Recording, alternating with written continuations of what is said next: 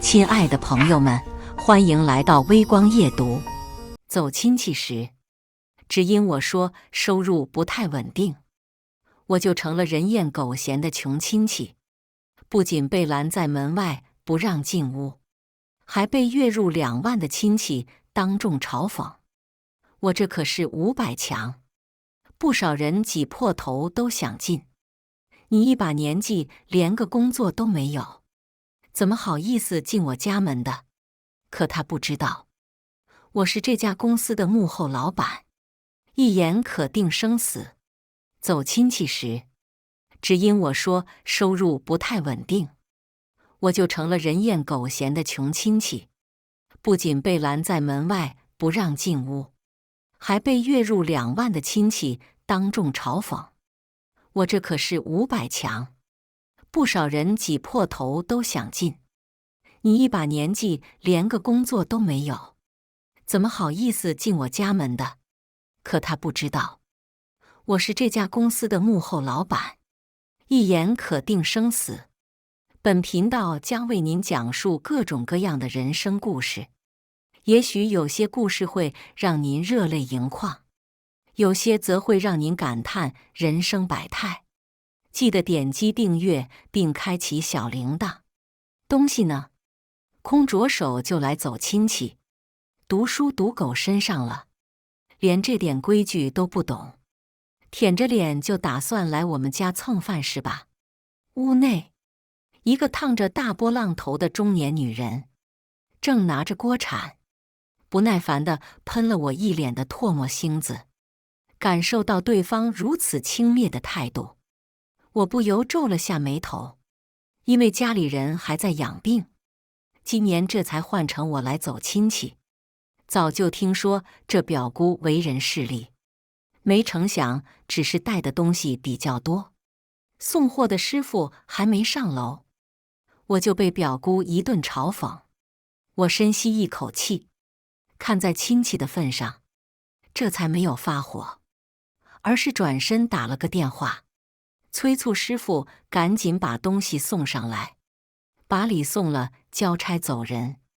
可一听说还有送货师傅，表姑眼里顿时闪出一道金光，也不容我拒绝，拉着我的胳膊就往客厅拽。哎呀，小李，我这也是为你好，咱们都是亲戚没事，但你这样要是去外人那儿，多耽误事儿啊。来来来，快进来，换什么鞋呀？见外了不是？我看着此刻表现得比我亲妈还亲的表姑，也只得尴尬地干笑2声。刚坐到沙发上，表姑便急不可耐地冲着里屋喊道：“琪琪呀，快出来，给你李哥倒杯茶。”很快，屋内便走出一个穿着睡衣、睡眼惺忪、头发凌乱的年轻女孩。李俊，你怎么来了？一看到我，对方便皱起了眉头，颇为不屑地甩了我一个白眼，不情不愿地去厨房给我倒了杯热茶，重重地放在桌上。她是苏琪，是我表姑的女儿，或许是随她妈的性子，苏琪从小就爱和我攀比，各种看我不顺眼，要将我比下去。小时候上学的那些年，更是没少给我使绊子。眼看苏琪对我这副态度，表姑赶忙瞪了她一眼，向我陪笑道：“小李，琪琪她就是这么个性格，你可别放在心上。对了，听说你这2年都在这城，那可是大城市，肯定赚了不少吧？”闻言，我心里不由咯噔一下，果然，该来的还是来了。这些年，我虽然闯出了一番事业，仅用3年，就缔造了腾龙集团这个雄踞于互联网的高科技公司，可财不外露的道理，我一直谨记于心。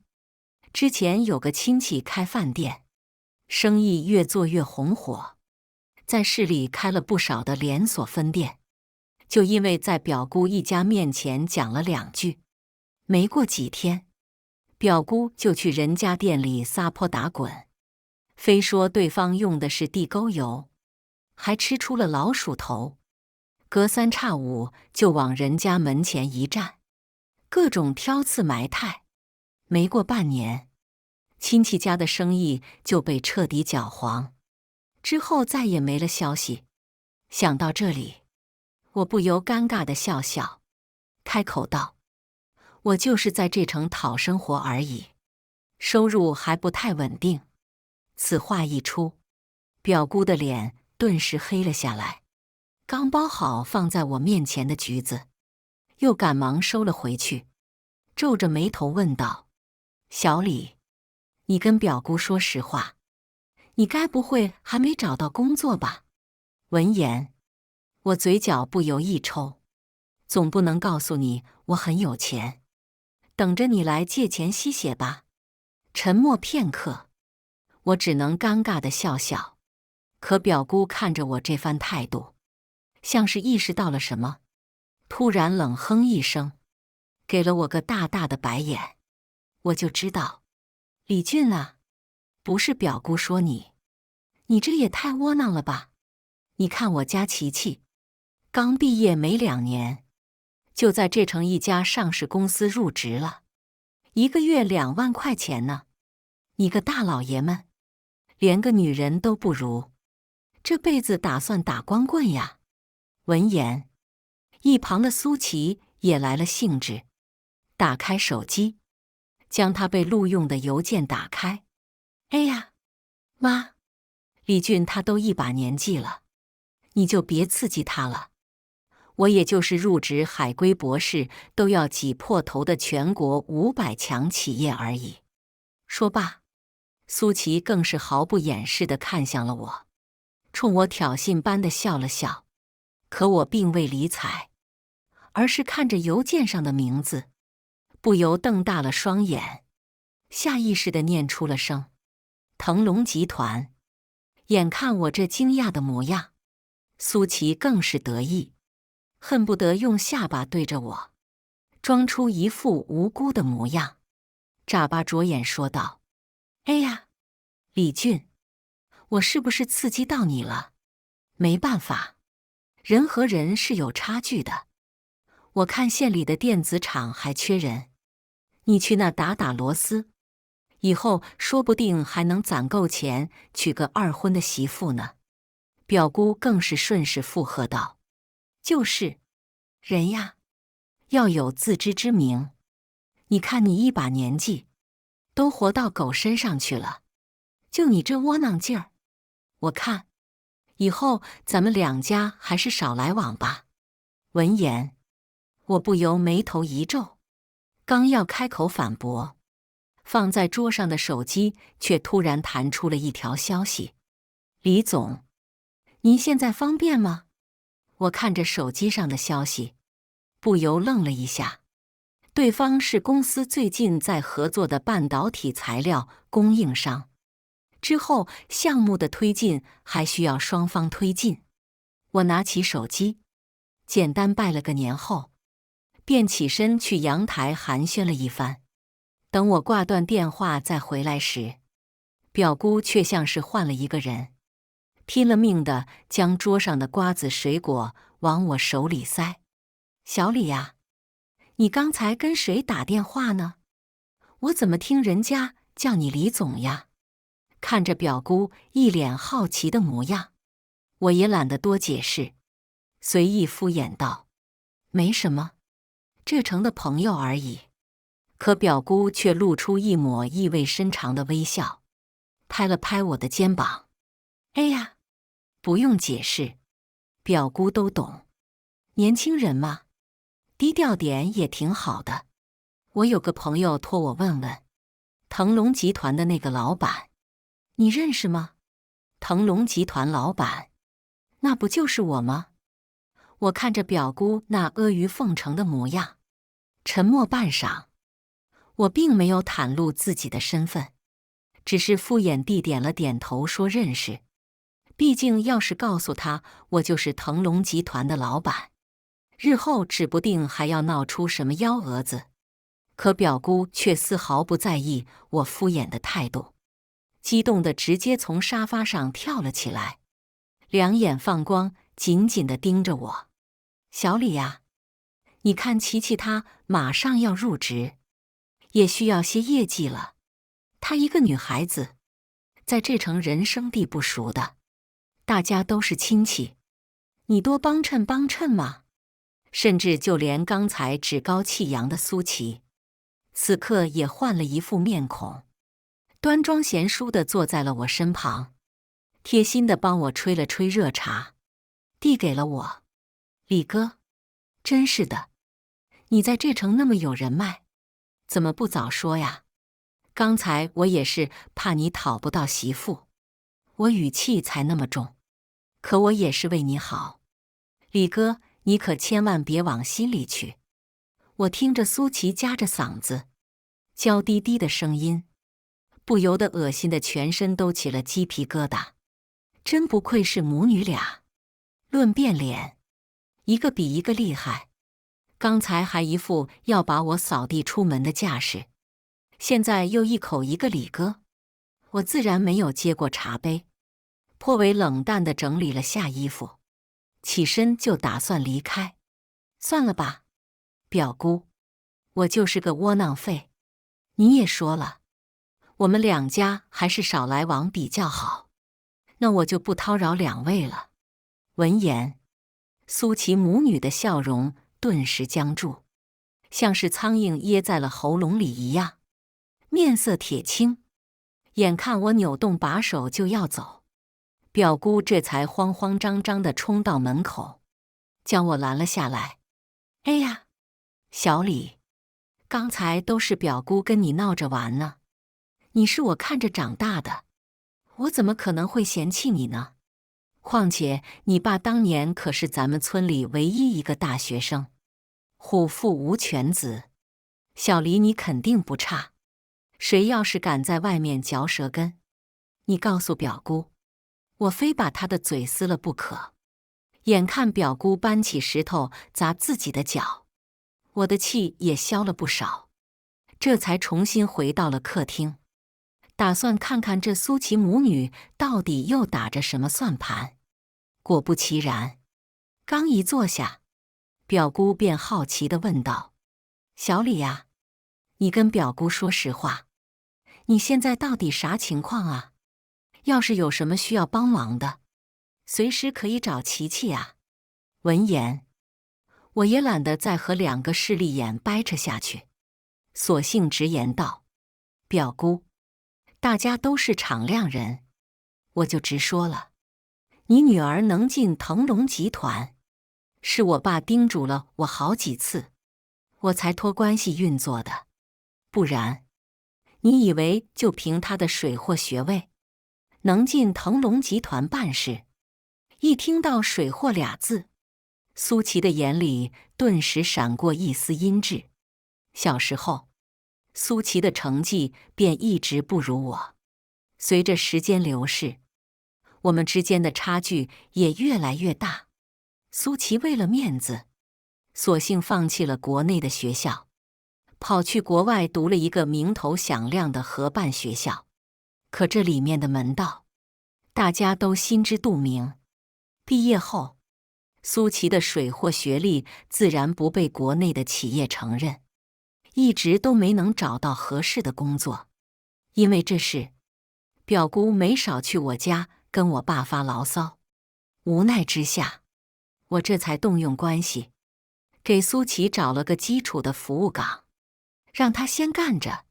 听到我的解释，苏琪顿时瞪大了双眼，死死盯着我，一脸的不可置信。是你托关系让我进的腾龙集团。短短几句话，苏琪的脸色变了又变，恨不得直接找个地缝钻进去，甚至都不敢再直视我的眼睛。可表姑却越听越兴奋，猛地一拍大腿，激动地给我塞了个红包，谄媚道：“小李呀，你看咱们两家都处了这么多年了，你爸小时候上学，还吃过我家的窝窝头。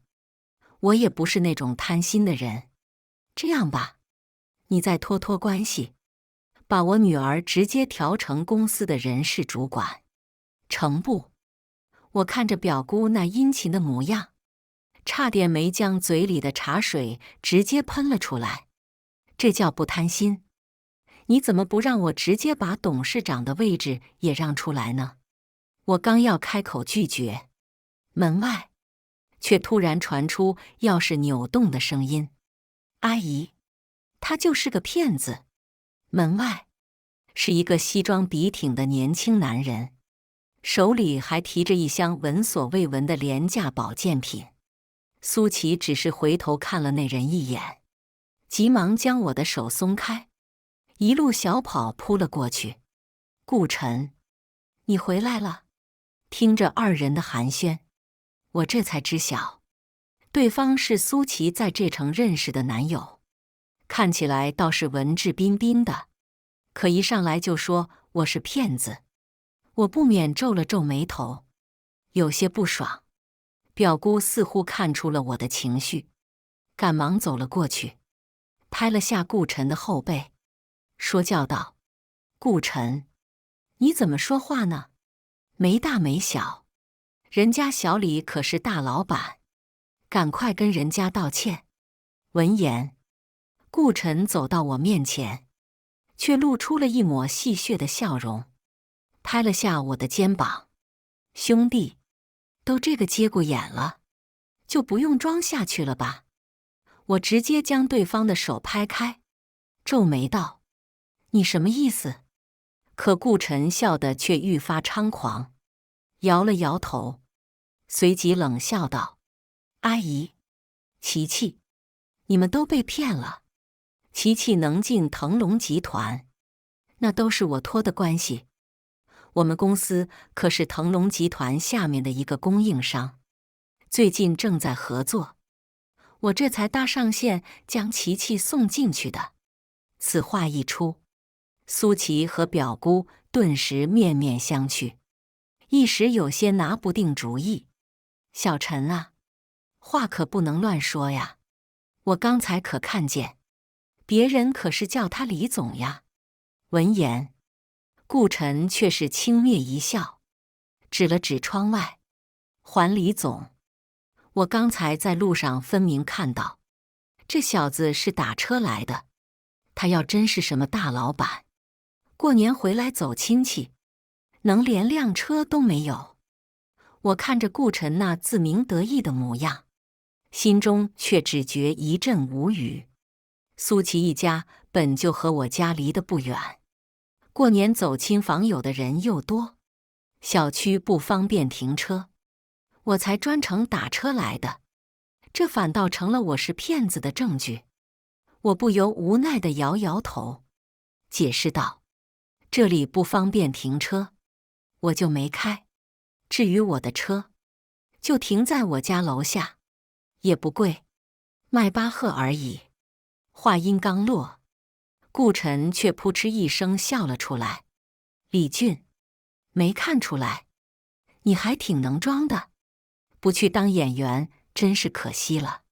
还迈巴赫，把你家那套老房子卖了，都凑不够车架子。”眼看顾晨这副态度，苏琪母女此刻也反应了过来，纷纷将矛头对准了我，指着我训斥起来：“李俊啊，不是表姑说你，你都一把年纪了，还吹牛，也不害臊，还跟小陈犟嘴。人家年纪轻轻就是公司高管，你一个无业游民，怎么好意思说你开的迈巴赫的？我看你跟你爹就是一个德行，雷声大，雨点小，除了吹牛，干啥都不行。”我不由攥紧了拳头，冷声道：“表姑，你这话未免就过了吧？当初你差点被卖到大山里，要不是我爹拼了命救你，你能有今天，就是因为你，我爹他才腿脚不便的。你就没觉得一点愧疚？”闻言，表姑的脸色顿时绿了不少，恼羞成怒道：“我呸！你爹瘸了，关我什么事？我有求着让他救我吗？那都是他自愿的。”眼看表姑越说越气，顾晨赶忙上前拦住，轻笑道：“阿姨，就他这种底层的白眼狼多了去了，跟他说不通的。阿姨，你别气坏了身子。”说罢，顾晨将表姑扶到沙发上，随后从口袋里掏出一把车钥匙，挑衅般的在我面前晃了晃：“小子，今天让你开开眼界。奥迪，见过吗？30万，全款。你的车呢？该不会嘴上说什么迈巴赫，结果每天上下班还骑着共享单车吧？”顾晨语气戏谑，一副等着看我笑话的模样，而我却不怒反笑，直接取出迈巴赫的车钥匙，扔到了桌上。麻烦你睁大狗眼看清楚，这是什么？桌上正是我那辆黑色迈巴赫的车钥匙。而苏琪母女顿时瞪大了双眼，连一句完整的话都说不出，怔怔地盯着那把车钥匙。这怎么可能？他真的有迈巴赫？还不等我开口，顾晨却走了过来，直接拿起我的车钥匙，瞥了一眼，就直接扔到了垃圾桶里。李俊，你忽悠谁呢？就这破玩意，网上一搜一大把，别以为拿个车钥匙样的破挂件就能糊弄我。说罢，似乎是怕苏琪母女不相信，顾晨索性打开手机，直接在网上搜了起来。看到了没？这才是真的迈巴赫和车钥匙，你那高仿的破玩具，能开就有鬼了。半晌，眼看顾晨这信誓旦旦的模样，苏琪母女也不再纠结，架起胳膊看向了我：“李俊，没看出来呀？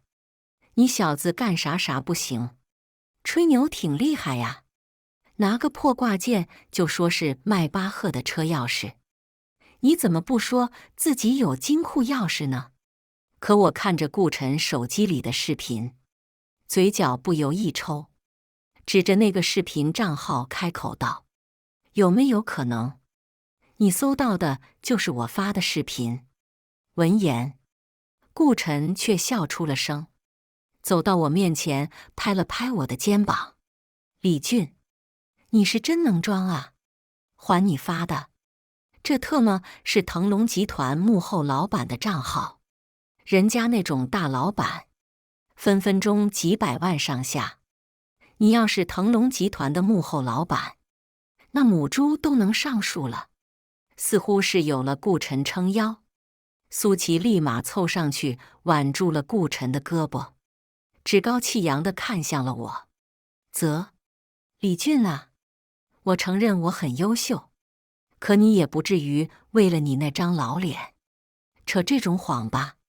腾龙集团的市值可是几十亿，还幕后老板，你去当保安都不配。”我看着苏琪一家这副势利的嘴脸，顿时没了再待下去的兴致，刚要起身离开，顾晨却一把拽住了我的袖子，指着一旁的电视机，冷笑道：“哎，别急着走啊！我记得今天新闻可是说要公布腾龙集团幕后老板的身份信息了，怎么，怕脸上挂不住，心虚想逃了？”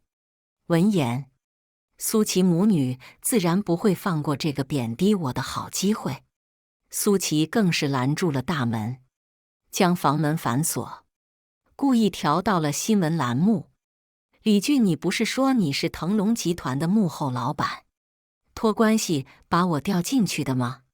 现在身份要公开了，你慌什么？来，大老板，快坐嘛！”苏琪语气轻蔑，一副要看我笑话的模样。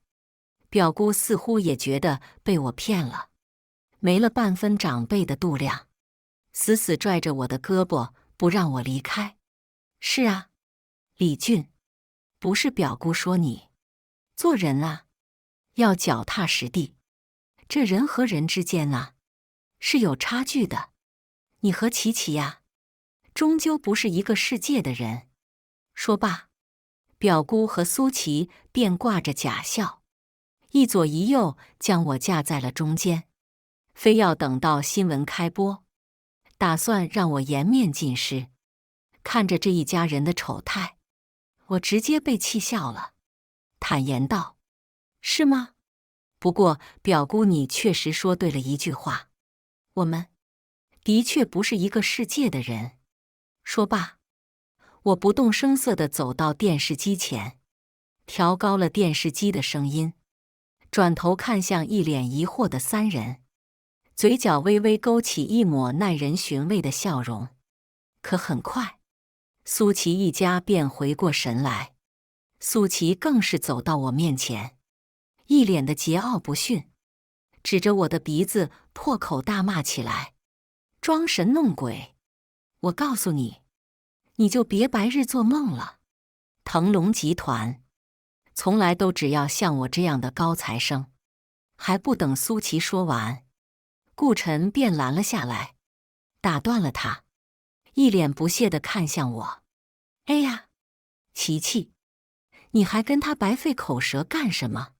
这样吧，李俊，我呢，也不是那种小肚鸡肠的人，你老老实实跪下，跟琪琪和阿姨道个歉，兴许我还能给你个红包，替你在这城找份保安的差事。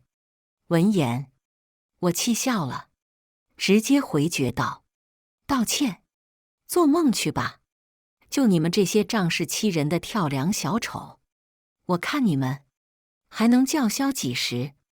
眼看我丝毫不留情面，顾晨的脸色顿时黑了下来，冷哼道：“李俊，你别给脸不要脸！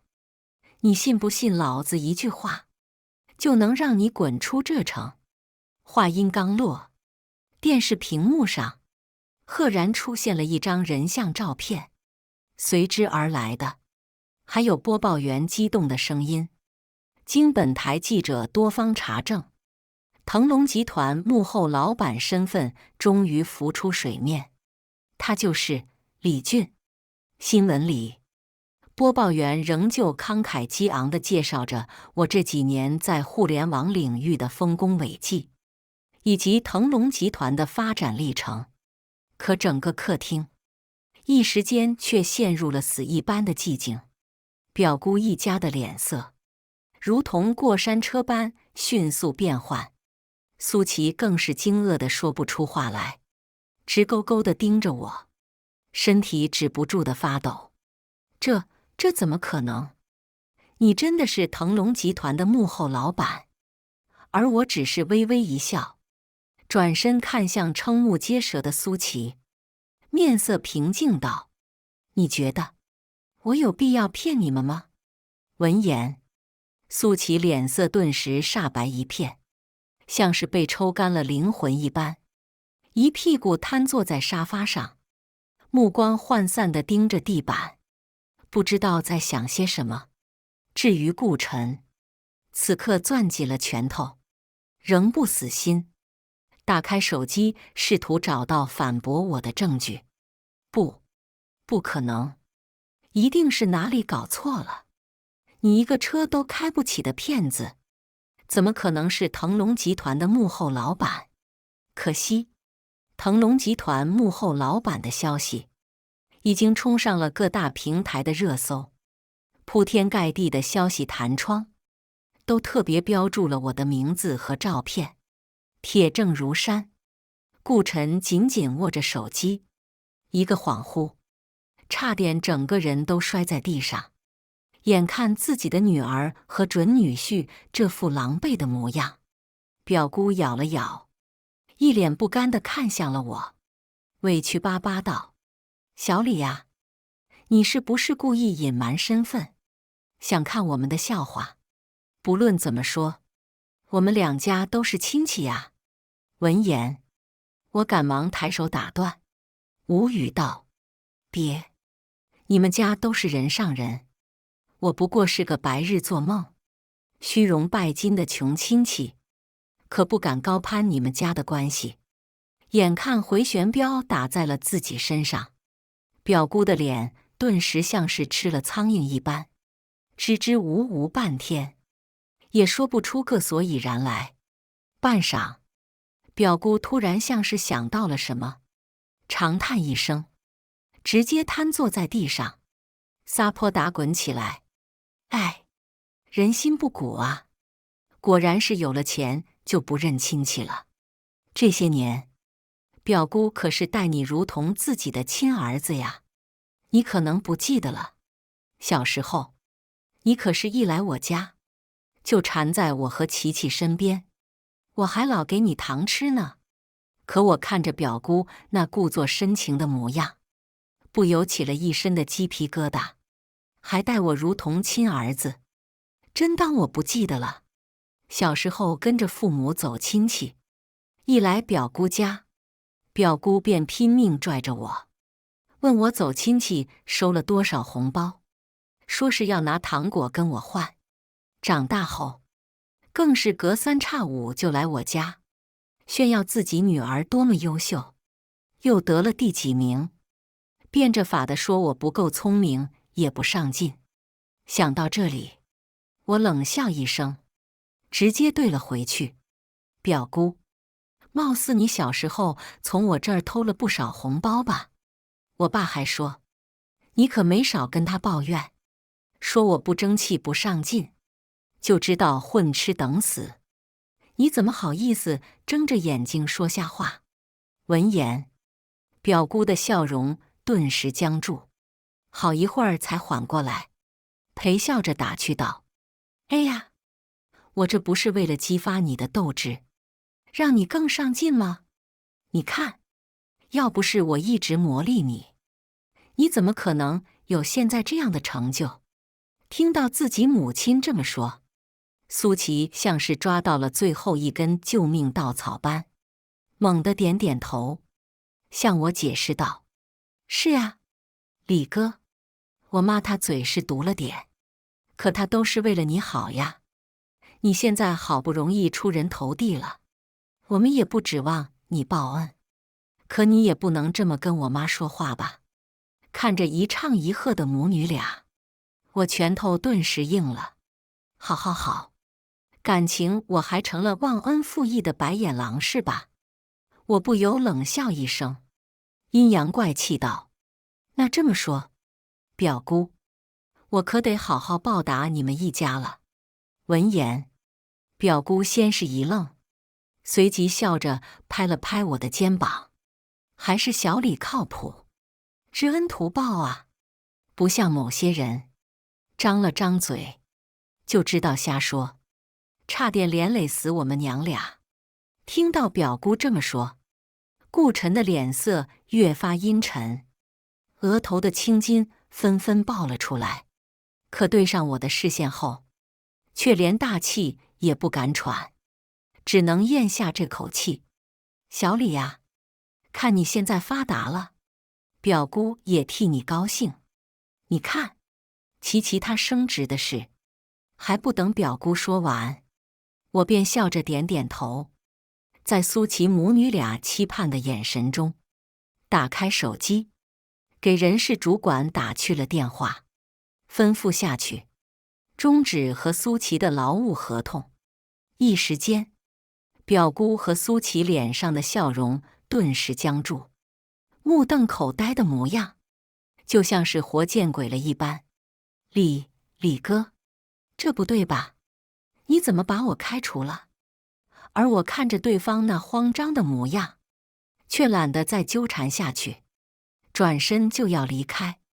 眼看自己女儿的工作不保，表姑顿时急得跺了下脚，冲过来直接扑在地上，抱住我的大腿，直接嚎了起来：“小李呀，我错了，是表姑不对，是表姑得寸进尺，是表姑狗眼看人低。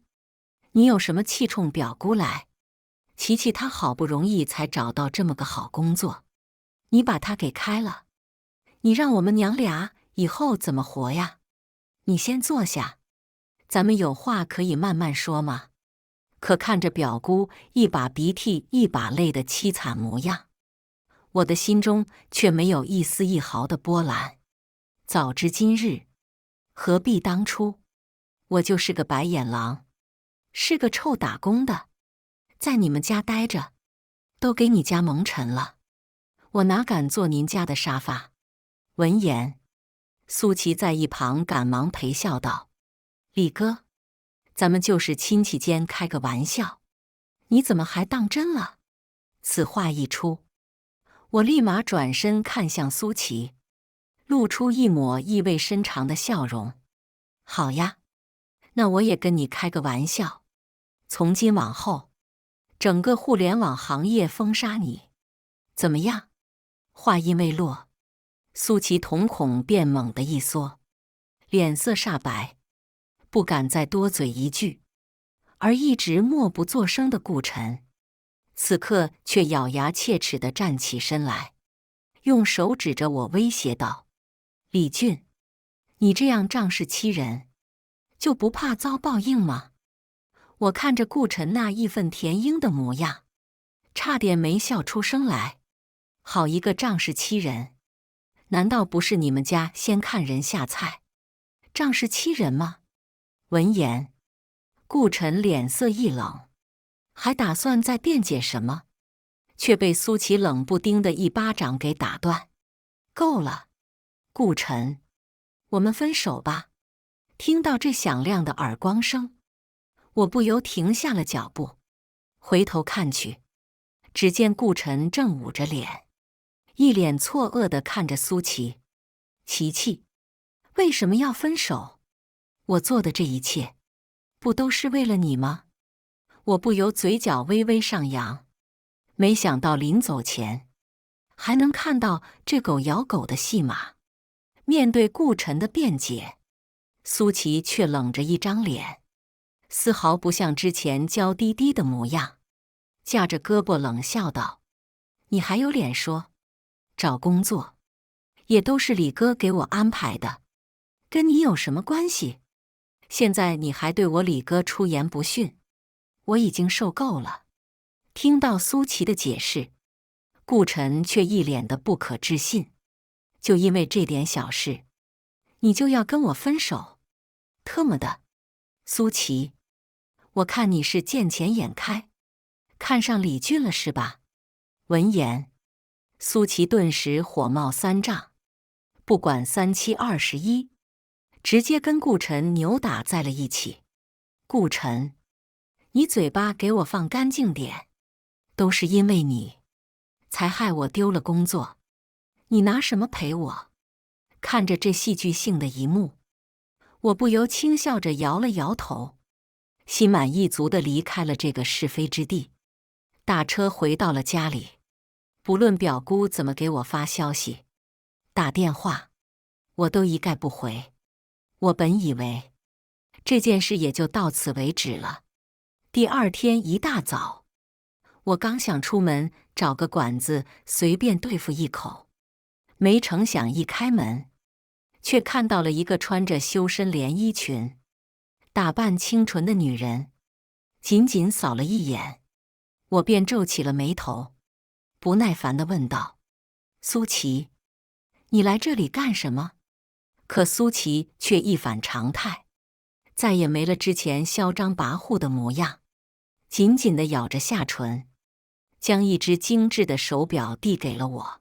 “李哥，之前是我们家的不对，这是我的一点心意，希望你能收下。”我只是冷冷地扫了一眼，并没有收下，淡淡道：“如果你是想挽回工作的话，大可不必。你应该很清楚，以你的能力，根本不可能进入腾龙集团。”可令我意外的是，苏琪并没有感到失落，反倒是露出一抹释怀的苦笑，轻声道：“李哥，我都明白，这件事的确是我和我妈做的不对，我也不敢祈求你的原谅。我也想清楚了，或许这城那样的大城市并不适合我，在这个小县城，找个老实本分的人嫁了，这辈子就这样了。我今天来，只是单纯想来坐坐，想问问李哥，你对我的规划有没有什么建议？”苏琪语气诚恳，似乎真的洗心革面了一般。犹豫一番后，我看着窗外的大雪，点了点头，还是让苏琪先进了屋。刚进屋，苏琪反倒是先给我倒了杯热水，递给了我。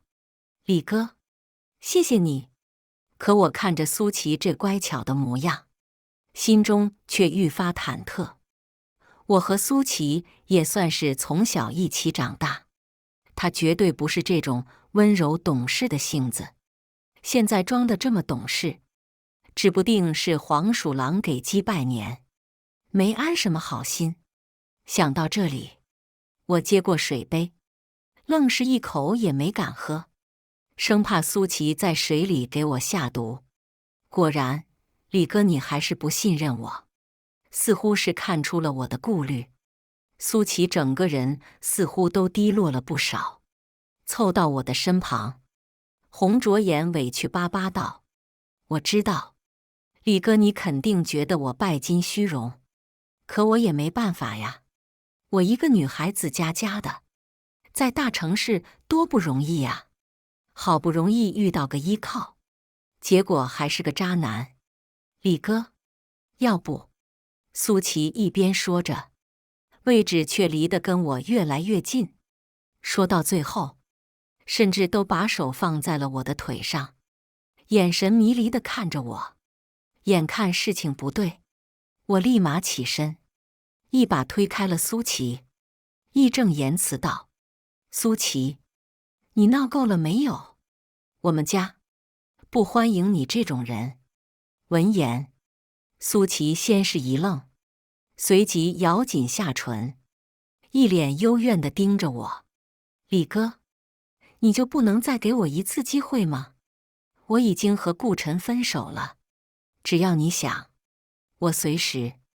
还不等苏琪说完，我便黑着脸将她踹出了房门。前脚刚和顾晨分手，后脚就来找我，这样势利的女人，我完全不想跟她有任何的瓜葛。经过苏琪这么一闹，我也没有胃口，索性在家里随便煮了包泡面对付一口。我本以为事情就到此为止了，哪怕苏琪再不要脸，总不能天天来堵我家的门吧。傍晚，我刚处理完合同的事情，公司的助理却急急忙忙给我打来了电话：“李总，出事了，你上热搜了。”我赶忙打开手机，可铺天盖地的热搜，看得我却是差点心肌梗塞。腾龙集团董事长疑似潜规则下属，腾龙集团亲戚们，女性该如何应对职场潜规则？直到此刻，我才终于明白，今天苏琪为什么那么莫名其妙，原来是在这里给我下了个套。网上现在最热的，就是一段苏琪来我家道歉的视频，从始至终都没有任何的声音，可画面经过剪辑，再配上苏琪那委屈巴巴的眼泪和煽动性的文案，我顿时摇身一变，成了一个利用权势仗势欺人，胁迫自己下属，动手动脚的衣冠禽兽。令我意外的是，苏琪还在自己的个人账户上上传了一段录音，掐头去尾后，正是我说要开除苏琪，并让整个行业封杀他的录音片段。一时间，网上的舆论彻底一边倒，各种声音冲向了我的个人账号。有钱了不起呀？人在做天在看，你等着吧。气都冷。女人什么时候才能站起来？之前真是看走眼了，没想到你是这么个猪狗不如的东西。举报，必须举报！不是喜欢仗势欺人吗？让他公司彻底完蛋。在网友大规模的正义制裁下，腾龙集团的股价一路下跌，就连公司的董事会都有不少资方跟我打来电话，向我问责，让我赶紧公开道歉，尽量降低对公司的负面影响。我顿时感到一阵头大，这样造谣，一时半刻根本不可能说得清。即使是走法律程序，各种材料证据的收集也相当麻烦。我不由长叹一声，刚开启个人账号直播，打算先正面回应一番时，门外却突然响起了一阵急促的敲门声。果不其然，正是苏琪母女。哟，这不是咱们腾龙集团的大老板李总吗？怎么愁眉苦脸的？看着态度嚣张，与昨天截然不同的苏琪，我不由攥紧了拳头，咬牙道：“苏琪，你故意给我下套，是不是？”闻言，苏琪却一脸无所谓地摊了摊手，得意道：“下套又怎么样？谁让你那么天真？被骗了也是活该。”见我不说话，表姑在一旁也没闲着，直接掏出一份协议，甩在我面前。李俊啊，现在网上怎么说的，你也都看到了。想要解决呢，也简单，先给我们家转个1000万，再分一半的股权给我女儿，让她在公司当高管，不然就让你身败名裂，这辈子都过不踏实。我眉头不由一皱，开口问道：“那我要是不给呢？”表姑却冷笑一声，直接将手机打开，相册里正是那天苏琪来我家道歉的视频。除此之外，还有不少 PS 伪造后的换脸图片。你要是不给，老娘就把这些东西都发到网上，到时候你看网上那些人是信你一张嘴，还是信我的这些证据？我不由冷笑道：“这么说，你承认视频是你拍的喽？”闻言，表姑却冷笑一声，得意洋洋地拿起手机晃了晃：“不然呢？还跟我斗？你那些小算计，都是老娘玩剩下的。你就跟网上那些猴一样，稍微掐头去尾剪辑一下，就被耍得团团转。”可我看着表姑那自鸣得意的模样，却不由笑出了声。死到临头还笑，赶紧把钱打到我账户里，不然回去我就让琪琪开直播卖惨，到时候让网上那些人骂死你，看你还怎么做生意。我看着洋洋得意的二人，反手将桌上的手机拿了过来，将手机界面展示给他们，轻笑道：“让你失望了，表姑，我正在直播呢。你什么时候开的直播？”表姑面色苍白，语气颤抖，显然没料到刚才的对话全部都以直播的形式发在了网上。我则是轻笑着摊了摊手，我正要直播回应这件事，你自己非要闯进来的。而此刻，随着我和苏琪一家的对话全过程直播，顿时在网上掀起了一阵轩然大波。直播间里，无数原本还在唾骂着我的网友，顿时调转枪口，对着苏琪母女两人便是一阵输出。我就知道事情有反转，就是这俩女人一看就不是什么好东西，喜欢耍猴是吧？妈的，今天非曝光你们两个狼心狗肺的东西不可。身为这件事的当事人，苏琪顿时变了脸色。现在事情闹得这么大，早已没有了回旋的余地。一旦被坐实造谣，他不仅会被全网唾骂封杀，甚至还很有可能因为造谣，直接被抓进去。意识到后果，苏琪慌了，急忙要抢走我的手机。不是的，大家不要被骗了。刚才都是李俊他故意在套我的话，是他威胁我的。可我只是轻轻一闪，便躲开了苏琪。直播间的网友被戏耍后，心中的怒火本就无处发泄，自然不会再相信他的谎话，纷纷破口大骂起来。还在装，真是最毒妇人心。我就说，李总年少有为，要什么人没有？怎么可能会看得上他？我知道这个苏琪，我是他大学同学，他从小就喜欢仗势欺人，你们是不知道啊。一时间，苏琪母女俩的各种黑历史，顿时被气愤的网友给扒了出来。苏琪顿时崩溃了，瘫坐在地上，捂着脸哭了起来。李哥，我求求你，求求你再给我一次机会好不好？我真的错了，我再也不敢了。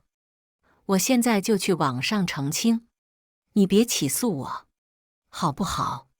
可我看着苏琪那泣不成声的模样，心中却毫无波澜，甚至还有些想笑。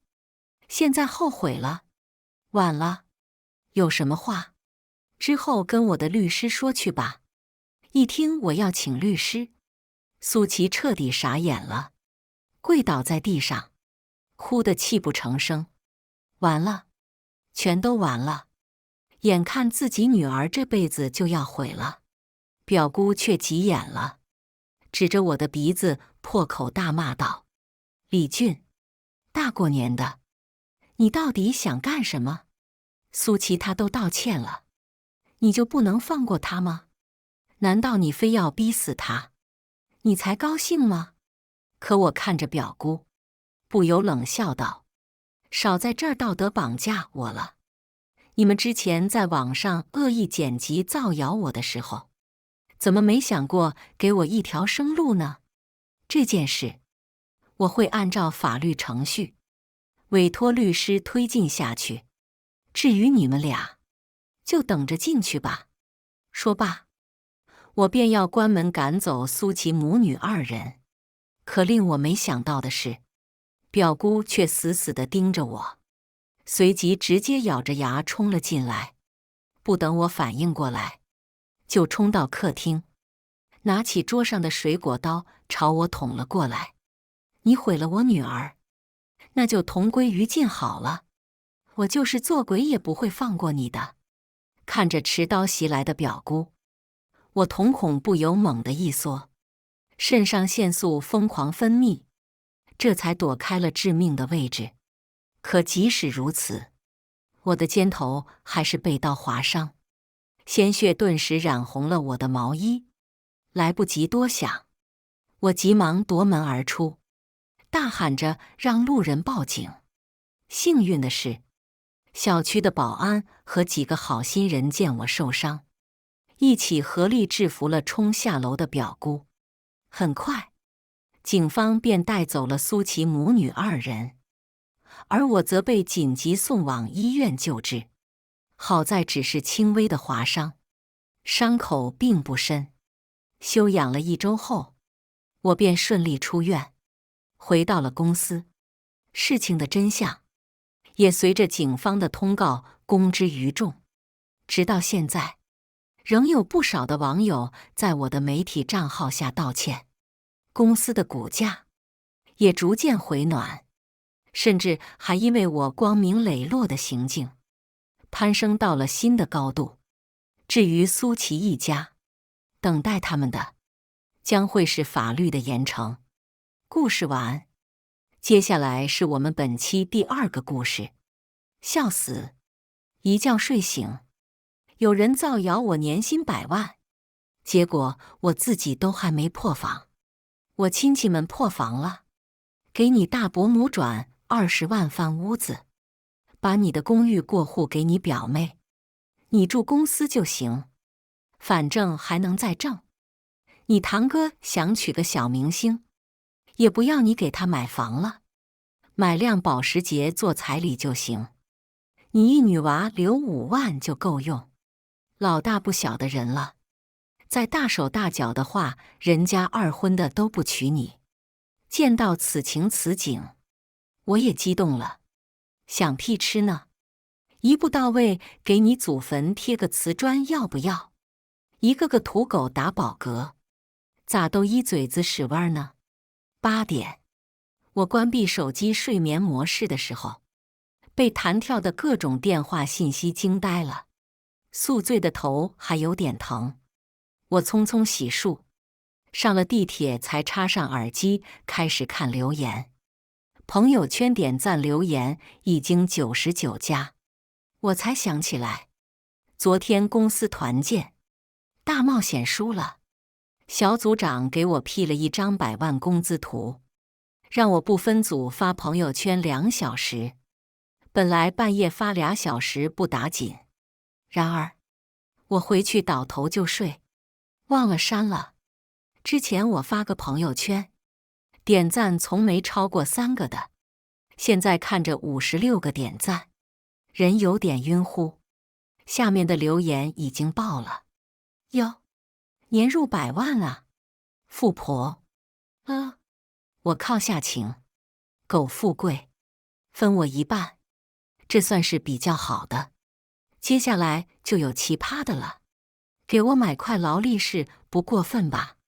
发我2杆，否则我不信。还有在里面聊起来的，我没备注，这是初2、3班的谁呀？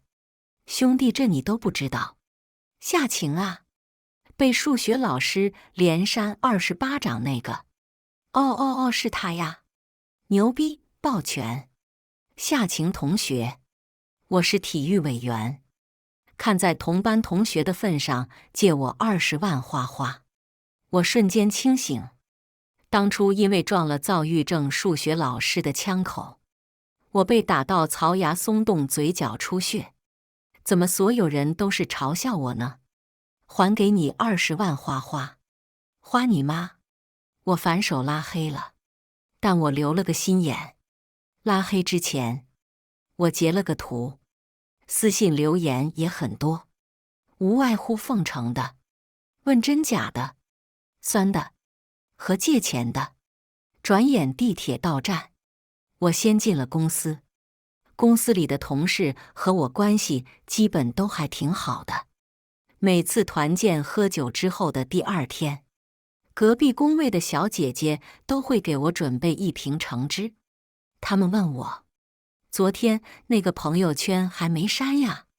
反响怎么样？我苦笑一声，别提了，手机给你，自己看吧。几个小姑娘本着八卦的心情接过我的手机，看着看着开始手按乳腺。我靠，这一个个都什么人啊？有病！晴姐，你别理他。哎，晴姐，你家里这么说你咋办嘞？我家里，我这才发现，家族群早就炸开了。我嫌几个年纪大的亲戚天天转发垃圾视频太烦，一般都是折叠消息的。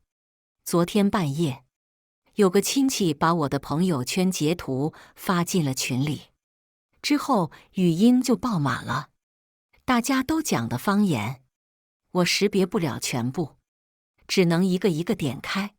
大伯母，我说夏晴你怎么这么自私啊？挣这么多怎么不早说？你一个女娃，留个5万不就够用了？大手大脚没人娶的。下面一群人附和，大伯甚至开始帮我分配资金。这样吧，你早上起来后，给你大伯母转20万翻修老屋，再把你现在住的那套公寓过户给你表妹。你反正还能再挣，先住公司就行。看到这里，我已经开始卵巢囊肿了，一个个异想天开也就罢了。我母亲留给我的遗产，他们也想动。难怪我爸这几年就不愿意和亲戚们来往了。我冷笑着继续看，大伯还在指点江山。至于你堂哥，也不要你给他买房了，他想娶个小明星，你给他买辆保时捷做彩礼就行。嚯，听听，也不要你给他买房了，你丫的是不是还觉得自己蛮体贴的？之后，小姑也出来说话了，她没要钱，她直接给我扔了个核弹。你也老大不小了，光挣钱没用。隔壁村老王家的老大，刚离婚有个儿子，你嫁过去都不用自己生，千言万语汇成一句，李奶奶的。因为过于炸裂，槽多无口，我直接录了个屏，把他们的语气嘴脸原封不动地发给了闺蜜，分享每日炸裂。然后，有气咱不能白受，我直接开始干废键盘。大伯母，我不早说，半夜还不够早，今晚钻你床底下冲着你笑够不够早？哟，大手大脚没人娶呀，这么严重？要不要上报联合国？大伯，你看看伯母还说我自私呢，你一家子只翻自己的屋子就不自私？要不咱们无私一点，我直接出点钱，一步到位，把家族的坟地一起贴个瓷砖怎么样？大伯你喜欢什么款式？打字太慢，我直接站起来发语音。天哪！我毕业后的公寓不是我妈的遗产吗？我妈的遗产我妹也要，她是没妈吗？小姑，你最近是不是哪里不好惹大伯生气了？他怎么这么咒你呢？堂哥想娶明星啊，范冰冰还是刘亦菲？这么大的喜事，要不我在村口拉个横幅？保时捷好说，帕拉梅拉喜欢吗？镇上纸扎店里的新款，我给你买一打，再让店家送个镜子。你说伯母也真是的，从小都不告诉你自己什么鬼样子，真惨。别客气，我给你买10个平方，贴满厕所，你们一家人都好好瞅瞅自己的样子。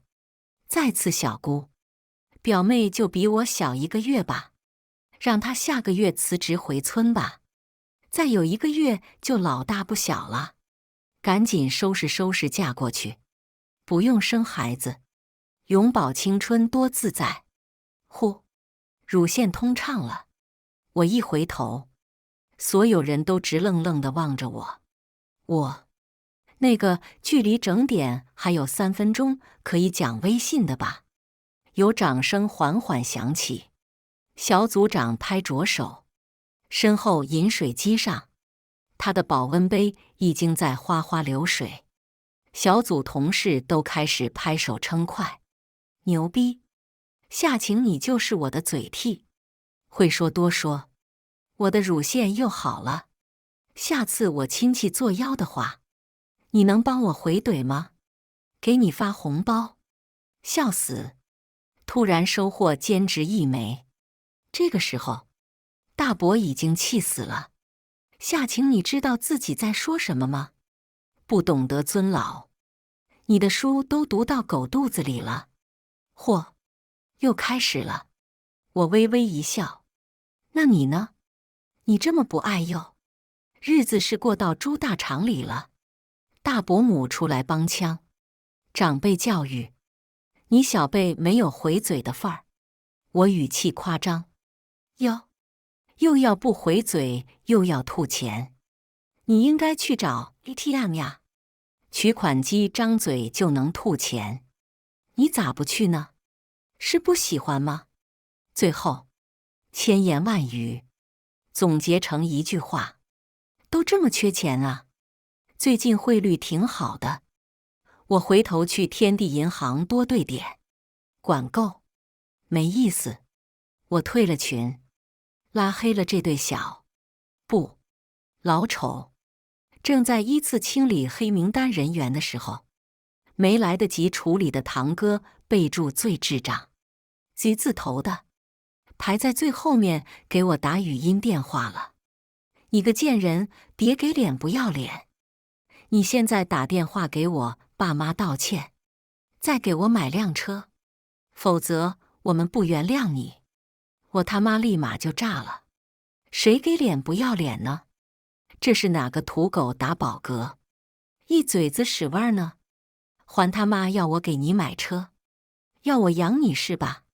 行啊，先叫一声爸爸来听听，回头爸爸我自罚3杯，就算道歉了哈。下请你，你什么你？我只是你爹，你他妈自己上赶着当孙子，老娘我可不是二郎神，别他妈上赶着认主人。堂哥你了半天，最后就来了一句：我爸妈养我不容易，你可以对他们，但你得给我30万。我扑哧笑出声，不容易？有多不容易？给你喂屎的时候还得叼朵花，屎上雕花确实不容易。我改天给他们送一套模具吧，一体成型，方便。下情我特么后面器官含量极大，我把手机拿远，叹了口气。别人家都是吃啥补啥，你倒好，缺啥提啥。算了，你不配和我对骂，我都已经上王者了，你还在这儿啊吧啊吧呢，没意思。报2个班再来找我吧。然后挂了。有同事已经捂着肚子录了音。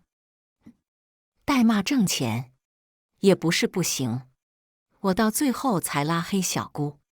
奇怪的是，一向活跃的她一直没给我发信息。卧槽，她不会真去找大伯理论了吧？笑死我了！这一遭下来，同事们已经神清气爽，干劲儿十足。就在这时，电话号黑名单的漏网之鱼大伯给我打来了电话。卧槽！看着大家期待的表情，突然有点兴奋了，是怎么回事？我按了接听，开了免提。大伯永远用一副我为你好教育你就该受着的口吻和我说话。小晴啊，你发点小脾气，我们长辈也不真的计较。但你已经快30了，女人过了30就不值钱了。嚯！我笑了。那大伯呀，当初大伯母应该很值钱啊。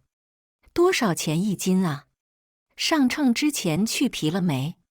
什么去皮？小孩子别给我油嘴滑舌。你长得也不好看，性格也不好，就你这样子还挑3拣4的。人贵在有自知之明，眼光不要太高。哟，刚才不还说我不小了吗？怎么又说我是小孩子了？没等他回答，我继续说，这话你应该和你自己的儿子也说说，怎么30多了还没媳妇呢？人呐，要有自知之明，向自己的亲妈学学，别挑。你所有人吵不过我的时候就开始这个语气，反正女人总归要结婚生孩子的，年纪到了就该一步到位了。我认识一个，我直接打断他，你说的对，就像人总归要死的，我干脆一步到位。大伯急了，不许再提祖坟。噗嗤，眼见他想说的话题一直引不出来，大伯不装了，他摊牌了，反正别的我不管，我给你找了个不错的小伙子，隔壁村的，家里有钱，你要么最近回来相亲结婚，要么你不结婚的话，你占着家族的房子，手里的钱不用在家族也不对，那你就把你的钱交出来，先给你哥娶媳妇用，不给你哥买房也行。那你家宅基地以后就给你哥盖房吧。原来是为这个。公司所有的人都看到，我的脸上绽放出无比明媚的笑容。我语气诚恳：大伯，不是我说你呀，你们这些父母就是肤浅，这么爱自己的宝贝儿子，怎么能只顾这辈子呢？作为妹妹，我给他下辈子也做好打算。你放心，我这就去纸扎店，车子房子都来2套，马要不要来2匹？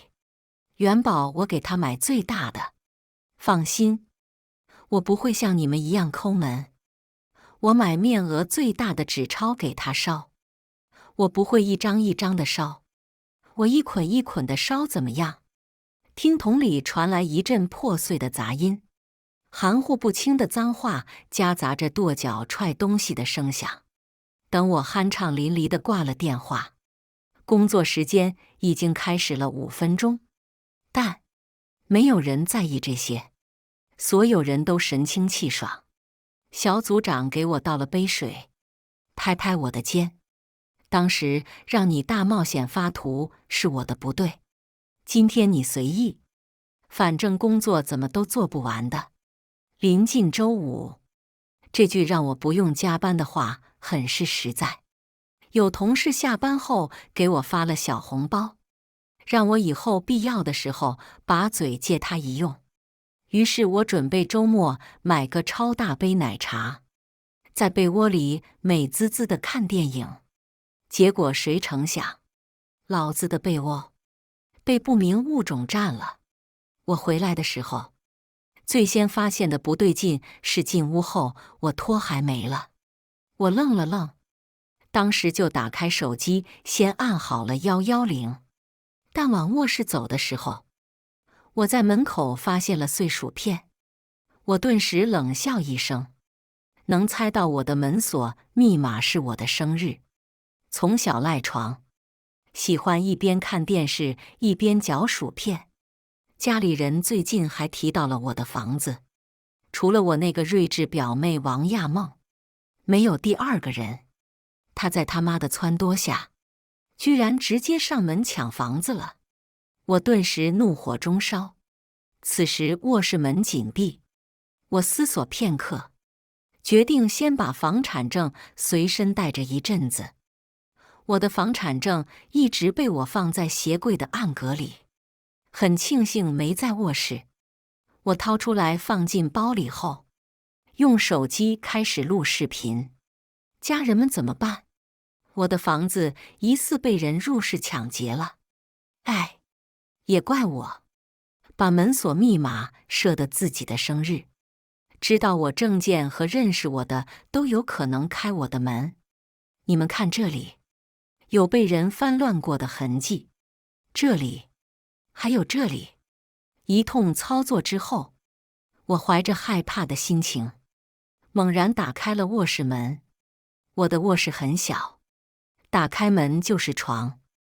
王亚梦正躺在我的被窝里，吃着薯片，对着电视傻笑。碎薯片弄了一床。我靠！下一秒，我以迅雷不及掩耳之势，迅速扯开了被子。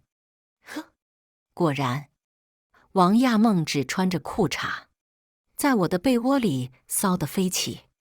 与此同时，王亚梦也终于反应了过来，她一声尖叫，就想扯过被子，但被子已经被我扔出去老远，她只能用薯片袋子护住自己。靠，夏晴，你有病吧？我一耳光就扇她脸上了。有病的是你吧？你妈生你的时候忘了生嘴拿菊花充数了。王亚梦捂着脸，不敢置信。你居然敢打我！视频还在录制。我一声冷笑，把房产证掏出来对着他的脸。这是我的房子，你知道擅闯民宅甚至入室抢劫怎么判吗？他对着房产证愣了愣，很快面色狰狞。什么你的我的？不都是一个家族的人吗？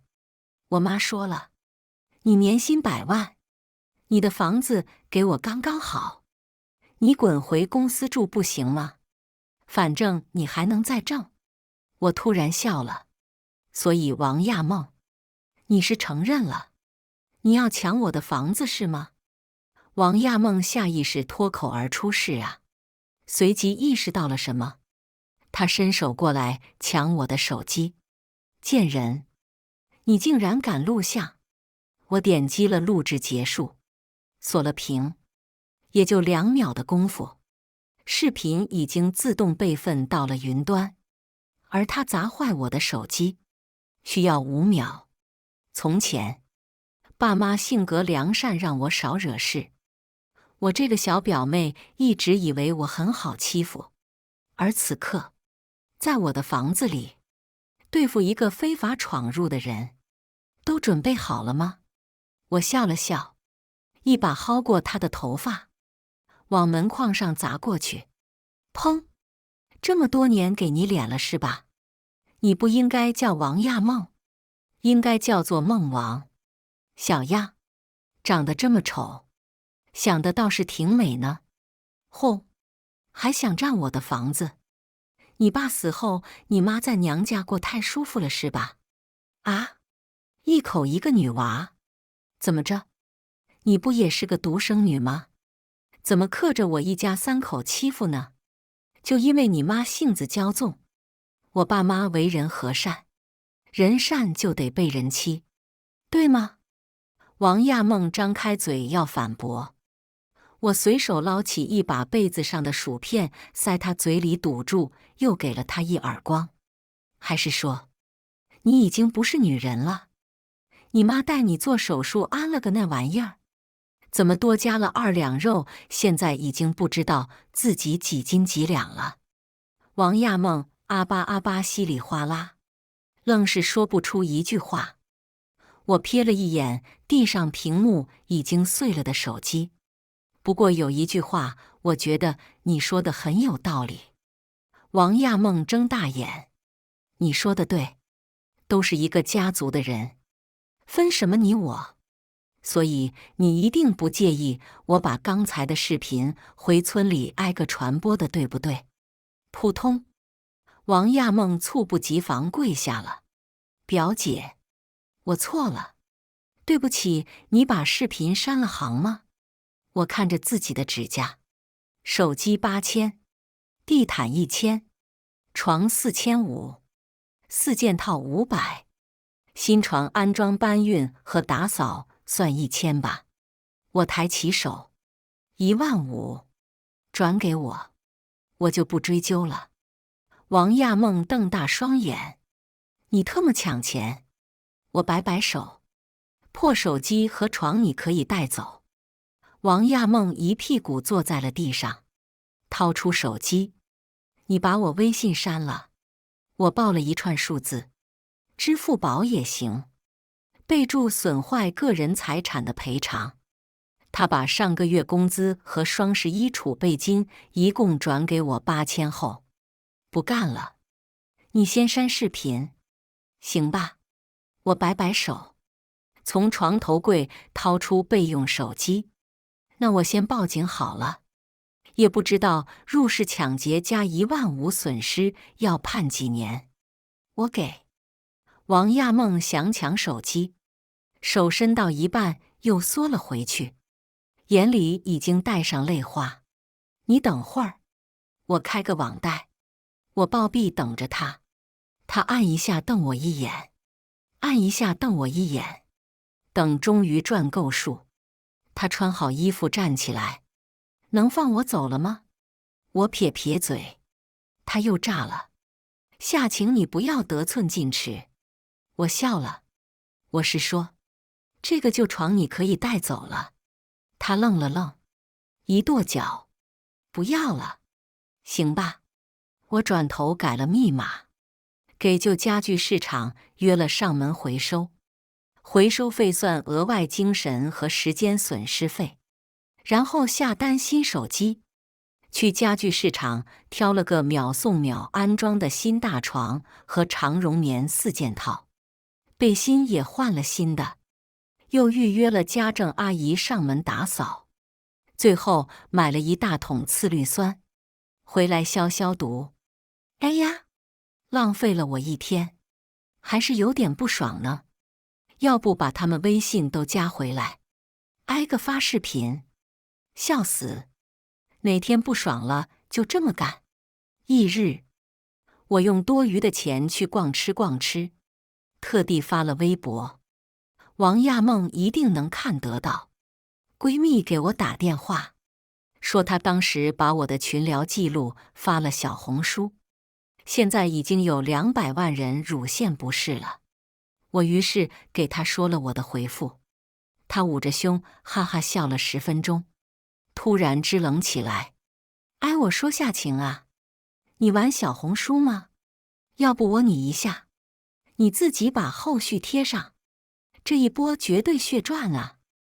我火速清理了自己账号上乱七八糟的东西，然后把当初在家族群里的回怼记录发了上去。我靠，半个小时30万播放！我看着红点子和疯了一样刷刷乱窜，目瞪口呆。下面的评论都很快乐，老娘的乳腺得救了，真好，会骂多骂，姐妹，你开个班吧，我第一个交学费。等我周一回公司上班的时候，点赞已经破了5万，粉丝也有了5000。同事们对此也很感兴趣，有做过美妆博主的小姑娘帮我一通操作，开通了各种权限，帮我设置了报价，我居然可以接广告赚小外快了。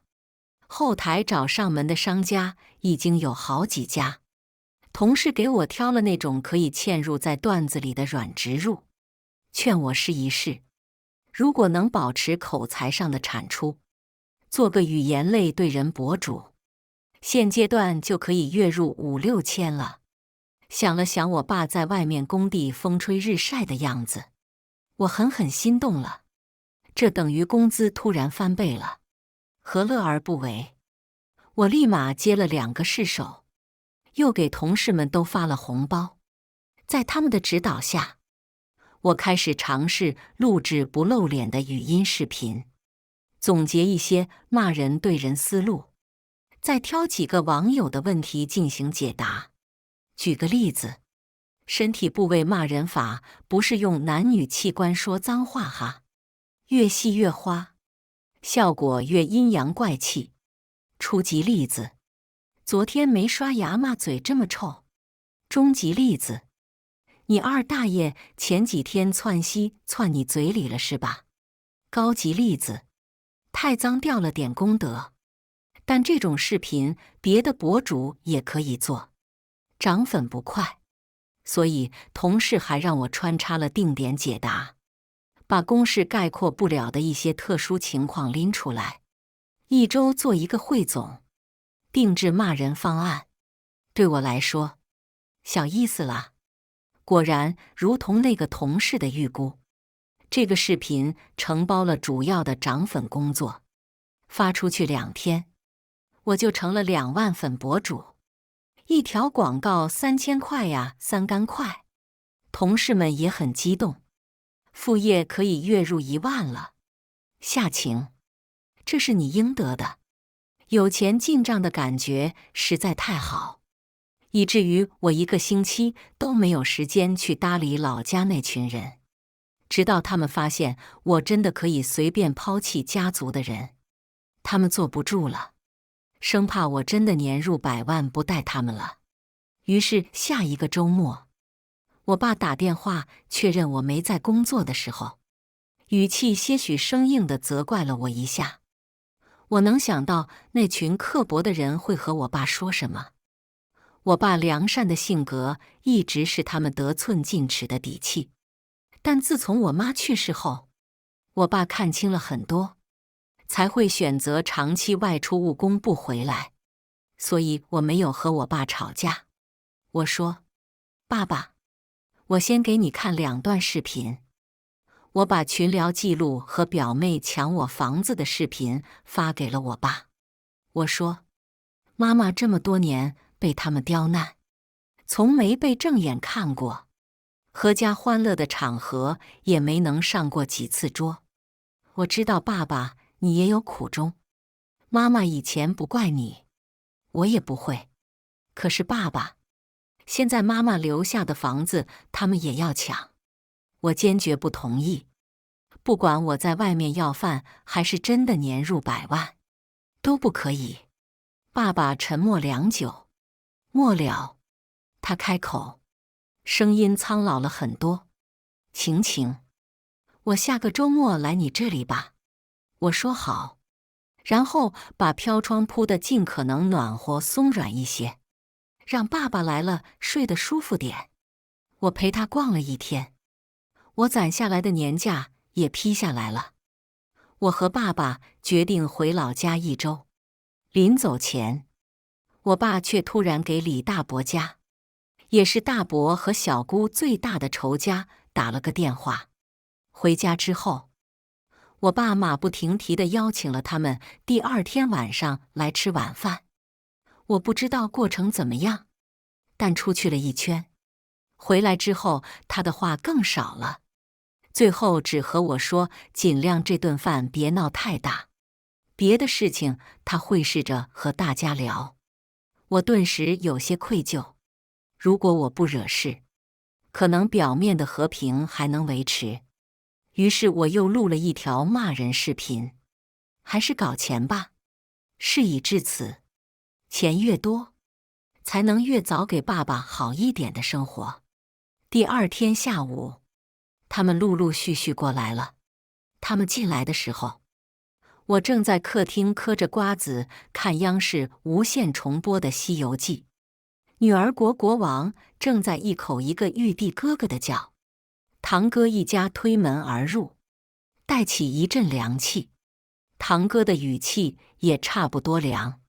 有些人啊，是真不孝，见到长辈也不知道叫一声。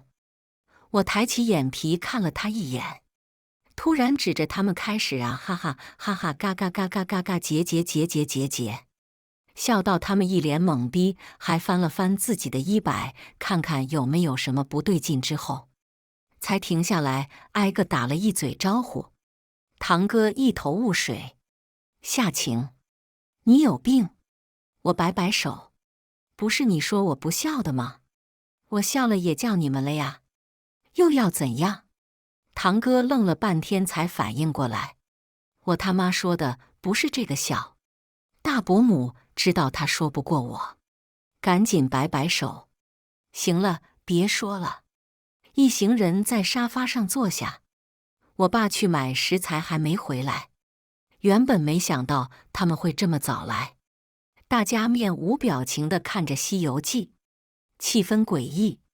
直到大伯母开口：夏晴，你29了是吧？我看新闻上说了，29岁是最佳生育年龄。你不会真想让你爸绝后吧？呵，搁这儿等我呢。我微微一笑：是啊，国家都劝我过了29就别生孩子了，我当然要听话呀。你大伯母噎了噎，不甘心继续开口：你现在结婚怀孕的话，这个年纪刚刚好，生下来的孩子也健康。我嗤笑一声：我这个年纪做什么不是刚刚好？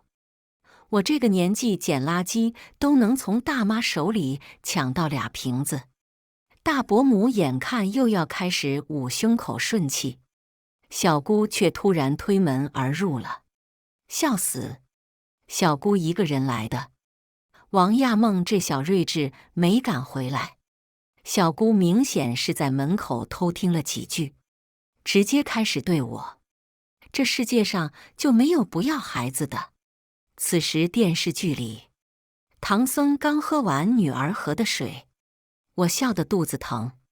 指着电视：“你看看唐僧，一只蚊子都舍不得拍，这会肚子大了，不还是要闹着打胎？你小姑也废了。还好我爸采购回来。晴晴，来帮我弄饭吧。”我毫不顾忌地对着这群人翻了个白眼，才去做饭。但我没想到他们如此作妖。一大桌饭菜端上的时候，他们撤掉了一张椅子。你一个女的，还是小辈，上什么桌？不光是我爸都愣了。这他妈是我家呀！我不管3721，把椅子搬过来。下一秒，堂哥抬起腿，把我的椅子踹翻。他语气鄙夷：“小打小闹也就算了，你正视自己的身份，祖宗的礼法不能破坏。”呵呵，这一秒，我给他的坟头想了10几种装修方式。本来想把桌子掀了，但这是我家。我深吸一口气，做出了一个我这辈子最有素质的举动。我徒手拿起猪蹄子，直接咬了一口，然后是鸡汤。我撕下鸡腿来1块，完整的鱼来1筷子，大闸蟹直接扒开壳，一只嗦了一口。最后，我舔了2口手上的汤汁，随手抹在大伯母的餐巾纸上。一起吃啊！嗦一口不？伯母哇的一声尖叫，大伯冲上来就要打我。啪！一切突然归于静止。我爸手里的酒掉在了地上，他面无表情。我却知道这才是他暴风雨的前兆。我妈不被允许上桌的事，一直是他心里的一根刺。我听到他问大伯：“不是已经谈好了吗？”我虽然不知道他们在说什么，却知道一定是谈崩了。因为大伯说：“可是你一个儿子都没有的人，按规矩你的宅基地当然要还给家族。”我爸又抽了一宿烟，我什么也没说。他在门外抽，我在门里剪视频。脱离家族这种事，对于一个中年男人来说，本来就很难。早就看清，只不过这次是彻底失望而已。之后，我爸顶着乌黑的眼圈干了票大的。他带着一沓本本，去找了村里的李大伯，就是我提到过的家族最大的仇人。李大伯家的儿媳妇早年被大伯母欺负过，2家的田地挨着，大伯母就故意越界，还把农药打进了他家地里。李家媳妇找伯母评理，被他甩了一耳光。他们天天张口闭口觉得儿媳妇是外人，而李家是怎么做的呢？家里一大一小2大老爷们儿，扛着2根棍子，哐哐上门就是一顿砸。大伯也挨了2大笔兜，又打不过人家。大伯母当时天天哭天喊地说没天理了，说李家被狐狸精蛊惑了。而大伯家田地的另一侧，挨着的是我家田地。此刻，我爸掏出各种本子，问李大伯：“之前的价格还要吗？”我可以再想。我这才明白我爸要干什么。他以几乎白送的价格，把家里的地场租给了李大伯，还有宅基地。李大伯家养羊，我爸直接把宅基地当羊圈一起交易给了他。走之前，我爸意味不明地说：“遇到什么事，你该怎么做就怎么做，不用顾忌我。我就是软弱了一辈子，才在老家都待不下去。”李大伯立马回以了然的神色。下午的事，我怀疑是李大伯故意的暴打。大伯母去浇地，发现李家人一起在原本我家的田地上耕作，现在他家地被2面夹击，农药洋洋洒洒地飘向大伯家的农作物。伯母立马不干了，叉着腰往分界处一站：“你们不能过线。”李家儿媳妇神色为难：“可是你这样站的话，我田埂的2排叶子就没法打药了。”大伯母不管不顾：“反正我今天就站在这里了，有本事你打我呀！”大有一副李家人碰他一下，今天就死在这儿的架势。就在这时，李家儿子慢悠悠地说了一句话，他说：“我们可不打你，留给你自家儿子慢慢打吧。”大伯母当时就摇摇欲坠，脸色煞白，仿佛堂哥当场真的打了他的耳光一样。家丑不外扬，但是可以吵架的时候被别人传扬。看来堂哥打父母的事情，已经在村里人尽皆知了。在外豪横，在家挨打，他们值得。我顿时放心了，姜还是老的辣，以后大伯家的幸福生活也算是有保障了。我也终于相信，我爸是彻底放下了，以后的日子就交给我吧。最后几天，我爸打算和村里有过交情的人告个别，就和我一起去城里生活。此时网上有个视频悄然开始流传，是我把每样食物咬了一口的视频。很显然，堂哥想反扑我了，但他人菜瘾大，以为自己多刷了几个抖音，发个视频就会爆火了，连个水军都不会安排。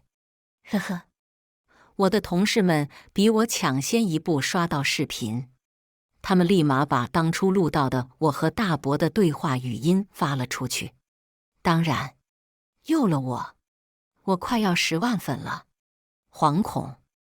网友发现我的确不光是骂人，3次元里对付人也是丝毫不含糊的。网友说以后我就是他们的乳腺药了，而网友们的人肉能力果然超群。半夜，某网友给我发了一个约炮社交平台的链接，我还以为是骚扰消息，一点开，嚯，这个穿着女仆装的不是我堂哥吗？卧槽，他是0，玩得真花。我还没看完，这个网友又急匆匆发给我一条：“你这几天怕是有危险。”链接是表妹王亚梦的小号，她在小号里说：“我就要身败名裂，永远留在隔壁村里做2婚男的老婆了。”我顿时惊出一身汗，这不是小事。我把这2条内容立马给我爸看了，向来好脾气的一个人，头一回掀了桌子。他戴着老花镜，把这几个一个一个下载下来，一个一个点开研究，然后他天不亮就开个破面包出了门，天黑才回来。之后，爸爸握住我的手：“晴晴别怕，爸爸让他们都遭报应。”大伯突然打来电话，说隔壁村的老王今年带他一起干了不少活，正逢大家都有空，想一起去饭店里搓一顿。刚吵完架就喊吃饭，绝对有鬼。我爸神色柔和地答应下来，转头打开衣橱，从最深处掏出一个很大的邮差包，他往里面放了2段麻绳、1把刀、1把斧子，很多没有字迹的小瓶子，几块白布，还给了我一把小小的刀。爸爸说：“其实不应该带你去，可如果不一次性解决，我们防不住案件。”他说：“晴晴，不要怕，爸爸一定会保护你。”我也眼神坚定地点头。饭店的规格比想象的还要大，大伯和老王这次下了血本，点了一个带花园、棋牌室和2个床位包厢的大厅。饭桌外面有一个很复杂的花园，带亭子，特别幽深。而饭桌上，这次大家对我和我爸的态度都很好。王亚梦依然没敢回来，我和我爸坐在高位上，老王的儿子小王喝得满脸通红，依然试图灌我酒。我用我爸教的一些酒局文化小漏洞，加上提前喝过解酒的饮料，不紧不慢地对付着，脸慢慢红起来。我说话开始语无伦次，几个人无声地交换了一下眼神。好戏开始。我怀疑这个主意是王亚梦出的，因为就如同很多古代狗血小说一样，他们让我和小王一起出门醒酒，有点过于昭然若揭。我笑了笑，说上个厕所，从小包里掏出一块布，撒上一些我爸给我的小瓶子里的东西，放进口袋，一个角露在外面，方便瞬间拉出来使用。我陪着小王走到花园深处，听他一个接着一个牛逼地吹。走到亭子那里时，他突然一把拉住我，就开始扯我的衣服。晴晴，做我媳妇吧，你大伯家已经收了我3万的好处费，过了今晚，你就是我的人。一边说，他一边撕我的裤子。他们说，只要你衣服破了，就算生米煮成熟饭了。我劝你不要反抗，不然等会大家来抓你时，衣衫褴褛的不好看。我没和他废话，从口袋里抽出白布，就捂在了他脸上。这2秒格外艰难。等小王倒在地上，我的手臂已经被拧得快要断了，但我此刻极度紧张，心跳飞快，顾不得别的。我掏出鸟哨，吹了2声。我感觉过了很久很久。我爸扶着烂醉如泥的堂哥，来到了亭子。随后我爸把我赶走，剩下的脏事我来做，你一边躲着去。余光里，我看到我爸开始撕扯他们的衣服，我又躲了接近20分钟，直到大伯母和小姑的尖叫声响起。我去前台拿了2瓶果汁，风风火火，一头热汗地赶往事发现场。怎么啦？怎么啦？怎么都在这里啊？一群人看到我，神色如同见了鬼。我堪堪抬起手遮住眼，指缝里，堂哥在下，小王在上，2个人加起来凑不出一条裤衩，已经全都变成了布片。堂哥身上红痕斑斑，而小王面色潮红，嘴里说着不堪入耳的污言秽语。卧槽！我爸这些瓶子里到底装的是啥？其他包厢的客人也陆续出来看热闹，拍视频、拍照片，还有叫我让一让，别影响他机位的。我乖巧的一个字都没回怼。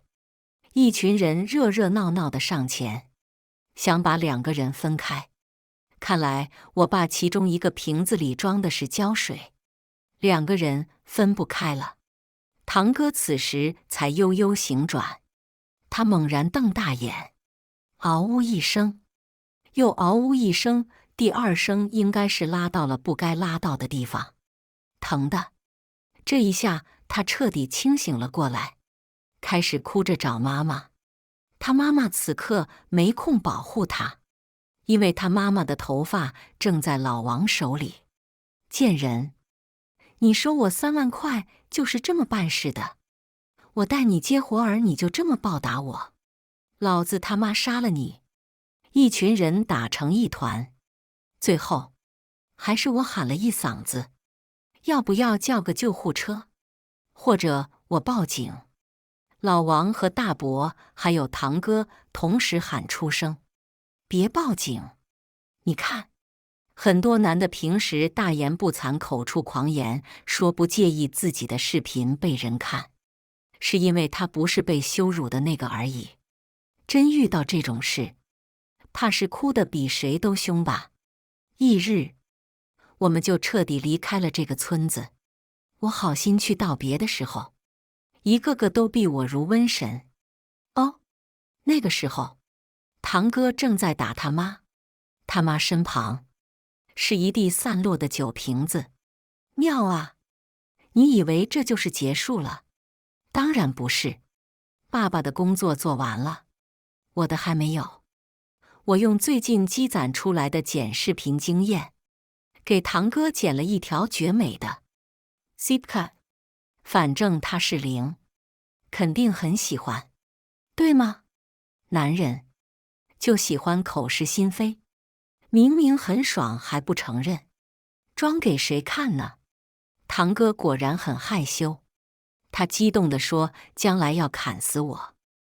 我又笑眯眯地给他发了2样东西，一样是王亚梦小号的截图，可不能怪我，是我亲爱的表妹提醒的我哦。另一样是那天王亚梦闯入我公寓的抓包视频。当然，我很贴心地给2点打了个小小的码。后来听说他们2家天天打架，每次小姑和王亚梦都是哭着离开的。哦，对了，半年后，王亚梦和小王结婚了，孩子的姓都不用争，特别美满。原来当初小姑是真心为我好，老大不小了就该嫁老王的儿子，好感动。呜，我没有辞职，现在全部门的同事都是我的团队策划。我粉丝50万，一条广告的报价是3万，一周接1条，给小姑娘们定期分红求创意，居然真的做到了年入100万。小组长笑着说哪天咱们把老板踹了自立门户都行。彼时一个游戏的开端，我以为引发了无数的麻烦，却不成想，这原来是斩断烦恼的机遇，更是一场暴富的开端。我当然不指望做博主干一辈子，攒了半年前后，我终于和我爸有了个舒适的家。